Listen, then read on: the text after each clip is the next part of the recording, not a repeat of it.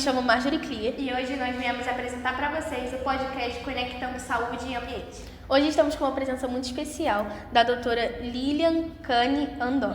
Ela é formada em oftalmologista pelo UERJ, é médica há mais de 30 anos e participa de congressos nacionais e internacionais. Bom dia. Bom dia.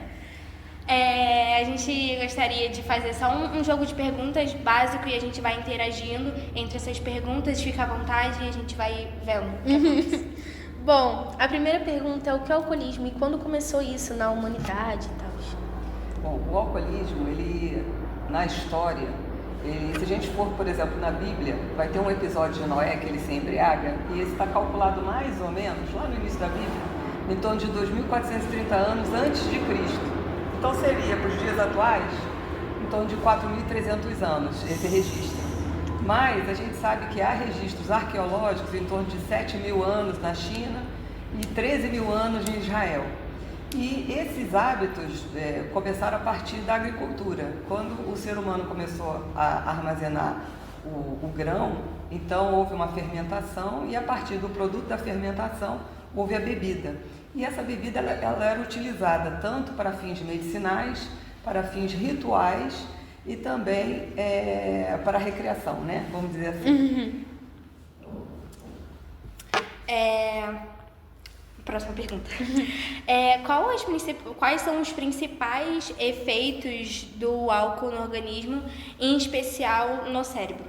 Então vamos pensar o álcool desde a entrada pela boca, né? Então o álcool entra pela boca, ele vai passar pelo tubo digestivo. Então, por onde ele passa, ele vai causar dano, porque ele é uma substância tóxica. Então, ele vai promover mais de 200 doenças diferentes no ser humano e mais de 7 tipos de cânceres diferentes. Então, passou por aqui, onde passar tem câncer, tá, gente? Passou aqui tem câncer, passou aqui tem câncer, passou aqui no estômago tem câncer, depois é absorvido no intestino, tem câncer, passa pelo fígado para depuração, tem câncer. Então, por onde ele passar, ele vai deixando a sua marca. Agora, essa absorção do álcool, ela passa, nós temos um grande órgão, né, que é o fígado, que a função dele é uma função belíssima. Além de manter a nossa espécie deixando depósitos de energia, promovendo a energia, liberando a energia em depósitos, também promove a perpetuação da espécie através da manutenção dos hormônios sexuais. Então, se você usa o seu órgão e ele é depurativo, né? Se você usa ele só para jogar lixo fora, então é como se você fosse, você está estudando, você pretende ser o quê? Eu pretendo ser oceanógrafo. Então, você é oceanógrafo e tal, mas você tem múltiplas habilidades.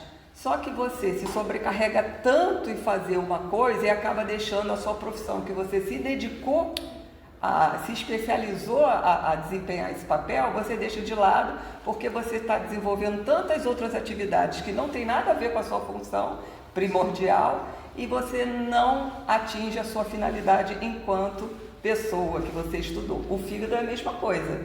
Então ele tem vários papéis, mas a função dele é nos manter vivo.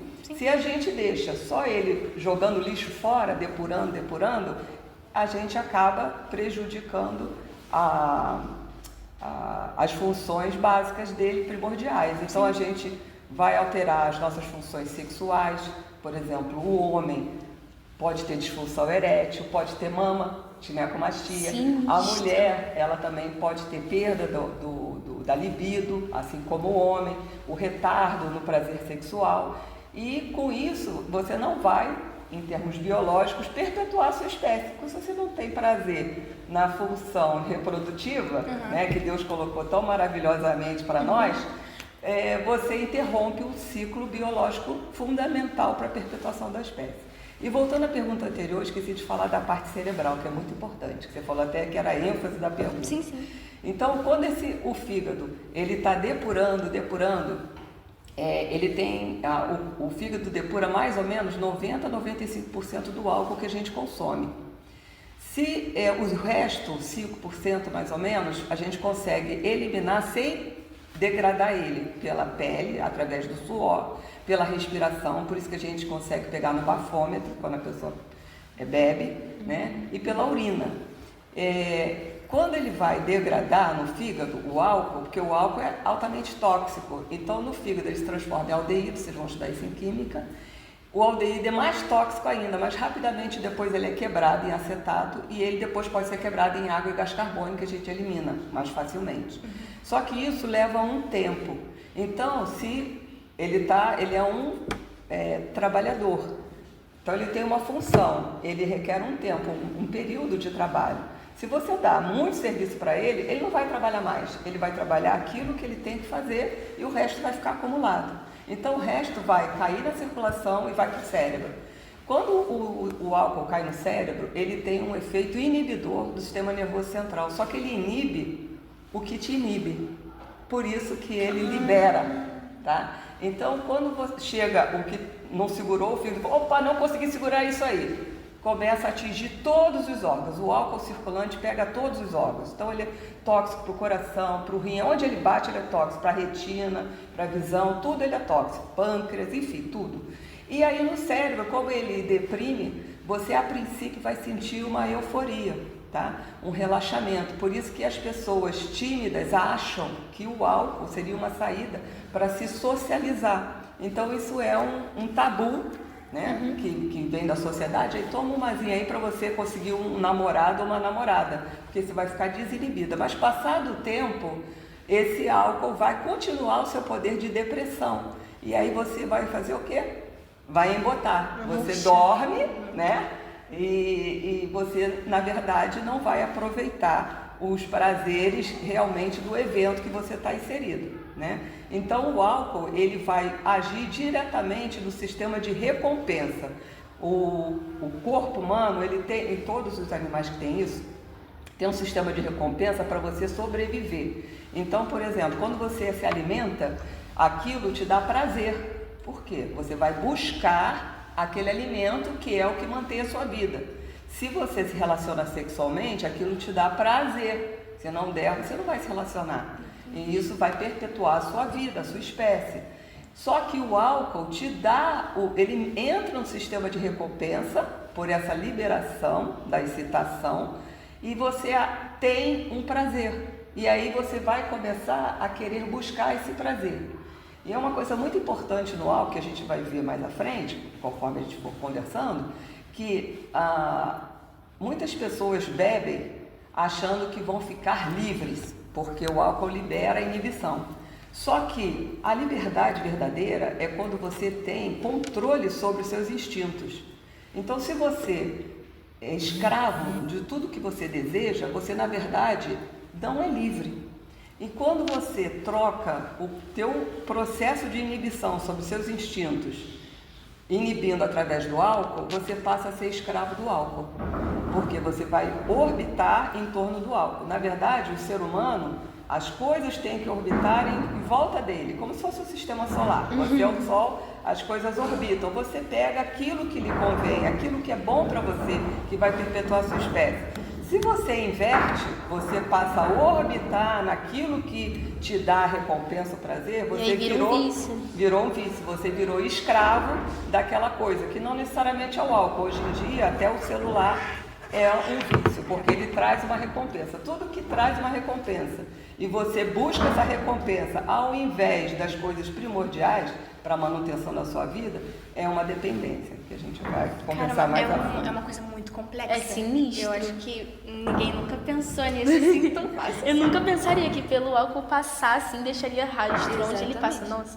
Mas existe alguma idade ou dose segura de álcool para ingerir? Então, pela Organização Mundial da Saúde, não existe dose segura nem idade boa para se beber, porque o álcool é uma substância tóxica, não é um alimento, né? Então, o que a gente sabe? O cérebro ele vai amadurecendo quando a gente nasce, primeiro a parte central, que vai ser a parte da interação visual e a parte da locomoção, então a parte motora. Conforme a gente vai adquirindo idade, a partir da adolescência, aí começa a parte frontal do cérebro começa a se desenvolver até mais ou menos uns 21 a 25 anos. Modernamente se acha que até os 30, dessa parte pré-frontal, que é onde a gente vai ter a tomada de decisão. E se a gente compromete o desenvolvimento cerebral nessa fase da adolescência, a gente compromete o indivíduo para a vida toda. Ele fica inválido nas suas tomadas de decisão e aí ele vai tomar decisões erradas para ele mesmo, para o trabalho, para o estudo, para a família, e ele acaba se tornando um indivíduo inválido para ele mesmo. Então ele não encontra mais um propósito para ele, porque ele não consegue tomar decisões. Mas existe um grupo que é considerado zero álcool, que são as crianças, né? Inclusive as que estão dentro do útero. Então, se a mãe está grávida, não deve tomar, que leva a uma síndrome de malformação fetal. As crianças, de modo algum, porque elas estão ainda com o cérebro em formação desde a fase inicial. Os adolescentes até os 21 anos, principalmente. Aqueles que dirigem, aqueles que mexem com máquinas, com motor, e aqueles que já têm uma dependência diagnosticada. Então, essas são as pessoas zero álcool, que não devem entrar em contato. Então, não existe, respondendo a pergunta, nem dose segura e nem idade segura. Mas em relação à dose, eu trouxe aqui uma... Deixa eu colocar. O que seria a dose, de acordo com a Organização Mundial da Saúde, que o fígado é capaz de depurar por hora, tá? Então, seria 10 gramas de álcool, equivalente a uma tulipa de cerveja, que seria 250 ml, ou aquela latinha pequena, tá? A long neck de 300 já estourou, tá? E o copo de vinho é até aqui, ó. São 100 ml de vinho, tá? E o copo, o shot de destilado, é isso aqui, ó. É 30 ml de destilado. Por quê? Porque o fígado só consegue depurar isso aqui, ó, por hora. Por hora? Só por isso? Hora, tá? Então, quando você toma 10 gramas de álcool, você, teoricamente, está dando o máximo que ele consegue trabalhar para jogar fora. E aí a gente considera que os homens, eles toleram mais o álcool do que as mulheres. As pessoas maiores, que têm um corpo maior, também toleram mais. Aquelas que comem durante a bebida também toleram mais por causa da gordura, né? Que o álcool se combina com a gordura. E as pessoas que têm uma genética que não é propensa. Mas se você pensar que no universo dos dependentes, 60% mais ou menos tem a genética comprovadamente para a dependência, ou seja, em cada 3, 2 tem genética. Tá? Então a gente não tem como saber se eu ou você temos essa genética. A gente tem que prevenir. E quando que é considerado uma dose perigosa? Quando você, no caso da mulher, toma 20 gramas por dia, tá? E o homem 30 gramas por dia. Tá? E o bebedor pesado seria o dobro dessa dose, que seriam 2 copos de vinho por dia para a mulher e 4, vou botar de cerveja, 2 tulipas de cerveja para a mulher e acima de 4 para a mulher, perdão, e acima de 5 para o homem, tá? Por dia. Caramba. Qual é a diferença entre o uso, o abuso e a dependência do álcool e o que é a tolerância, abstinência e fissura? Certo. Então vamos lá por parte. O uso, se a gente considerar assim, ó, vamos botar uma reta aqui, que seria da dependência, e aqui dos problemas, tá? Então, se a gente fizer um gráfico assim, com 4 quadradinhos, essa parte daqui é a pessoa que não tem dependência, né? E não tem problemas com álcool. Então, seria aquele indivíduo que ele vai num jantar, aí oferecem para ele uma harmonização de vinho com a comida, ele toma lá a sua tacinha, que na verdade a taça de vinho que não intoxica é a metade da taça, tá? São 100 ml só.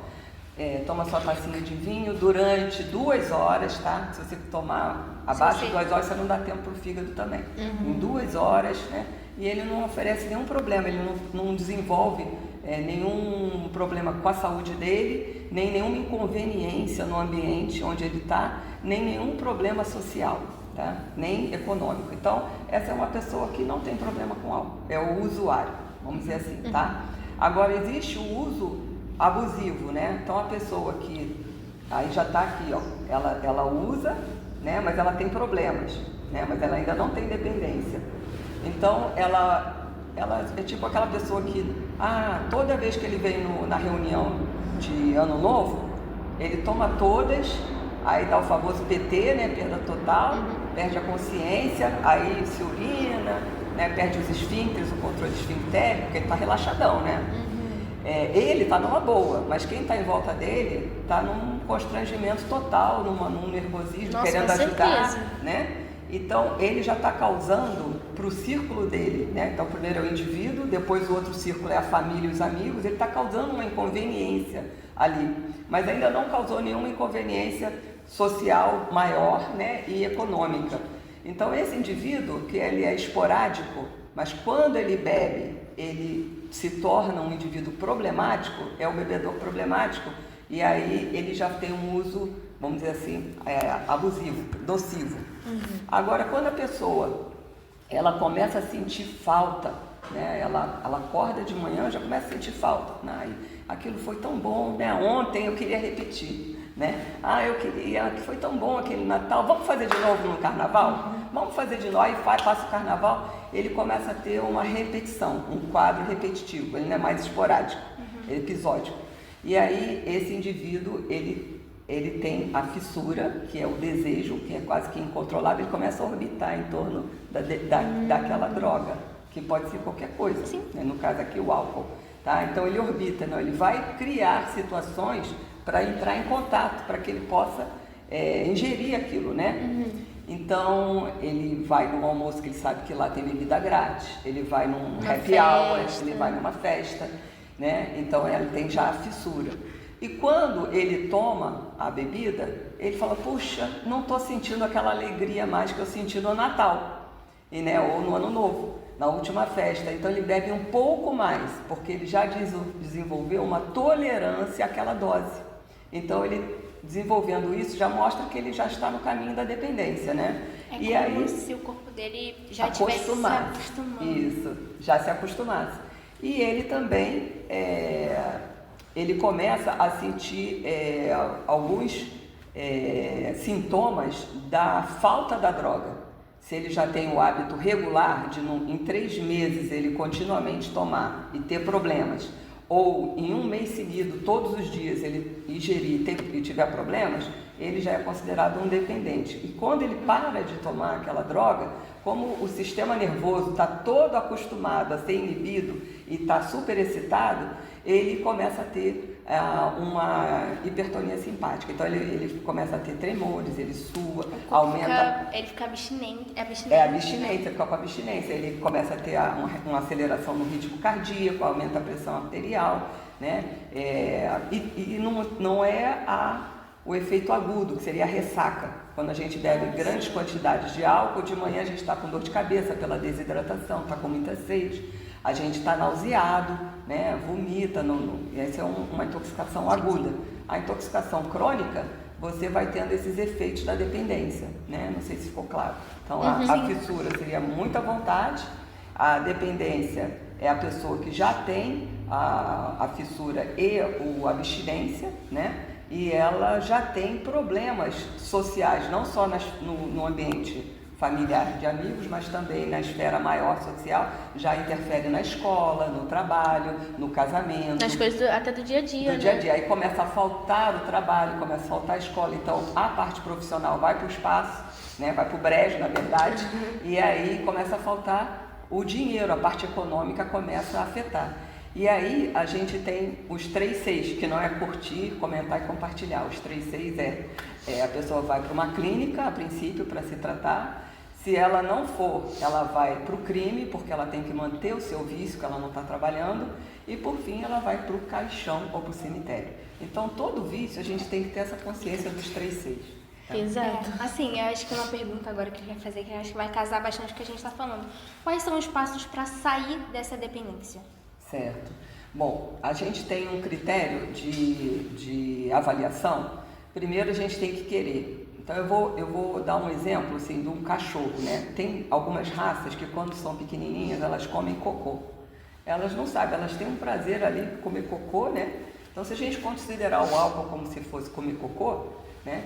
Você que não sente prazer nisso, Você olha, você acha um absurdo, mas a pessoa que está na situação, ela sente prazer.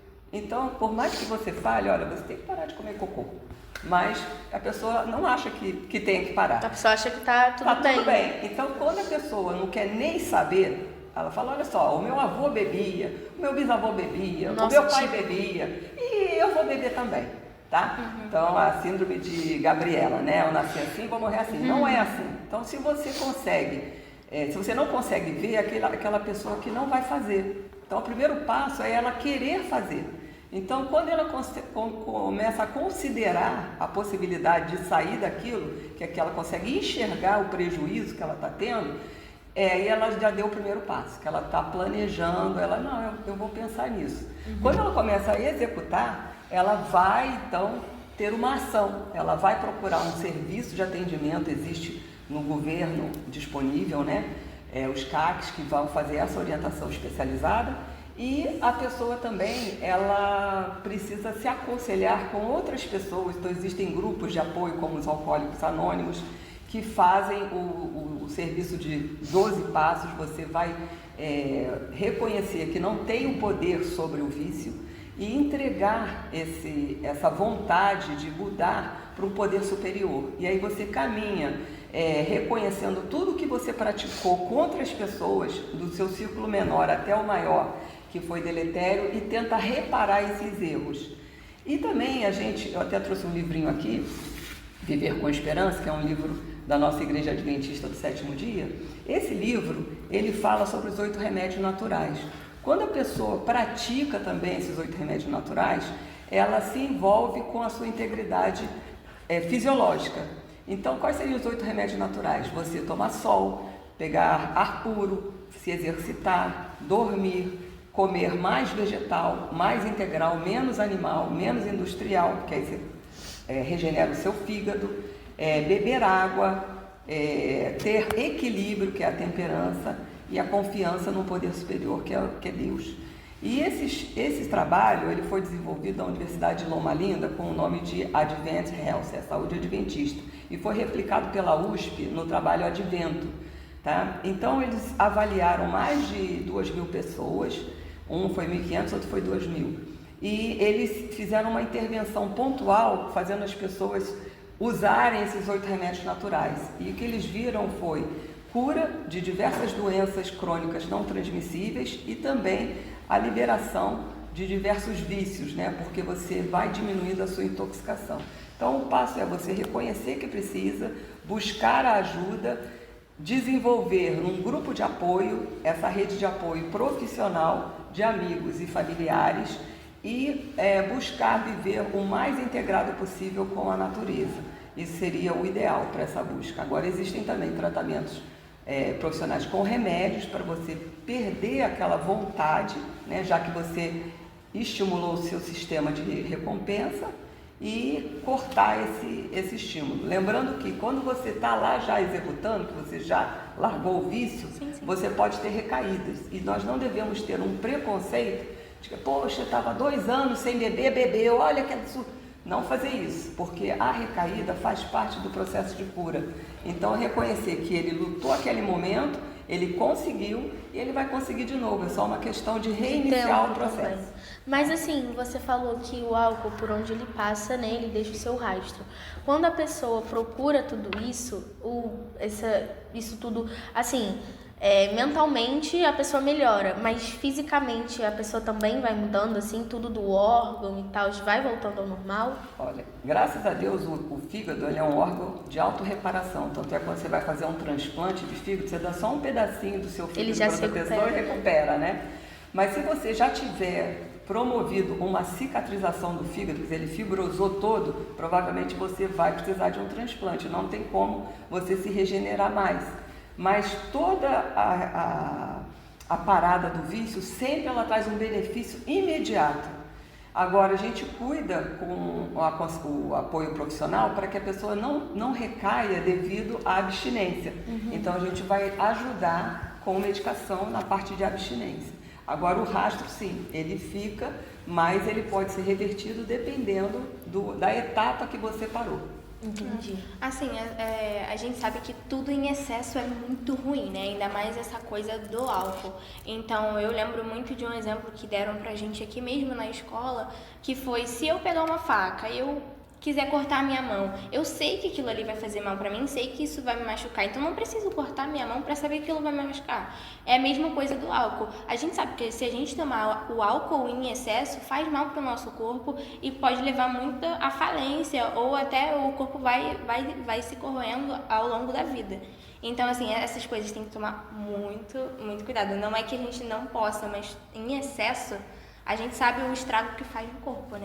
Tudo a gente pode, está até na Bíblia, mas nem tudo nos convém. Exatamente. Né? Então, o álcool, não existe dose segura pela OMS, então o ideal seria que ele fosse banido. A semelhança do mercúrio, que foi banido, ele tem o mesmo nível de intoxicação do mercúrio, tá?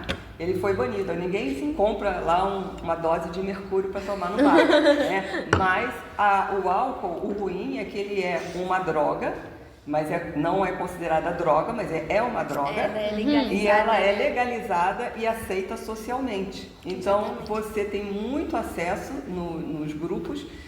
O mais importante é a pessoa se autoaceitar do jeito que ela é. Esse é o primeiro fato que a gente tem que encarar. A gente se blindar um pouco do molde do mundo, que todo mundo quer que você seja alguma coisa para eles, porque você representa um produto para eles. Né? Então, você se blindando disso, você se aceitando, você não vai querer sair de você mesmo.